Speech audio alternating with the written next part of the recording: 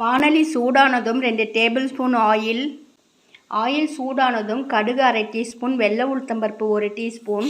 கடுகு வெடித்ததும் வெள்ளை உளுந்து செவந்ததும் வெங்காயம் 1, பூண்டு பல் 10 நிமிஷத்துக்கு முன்னால் ஊற வச்சிருக்கிற துவரம்பருப்பு 1/4 கப்பு, அரைக்கீரை 2 கட்டு,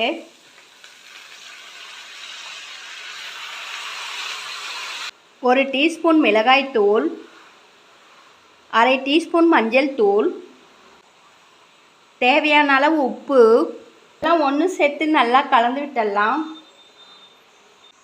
எல்லாம் ஒன்று சேர்த்து நல்லா கலந்து விட்டாச்சு. கீரையை வேக வச்சிடலாம்.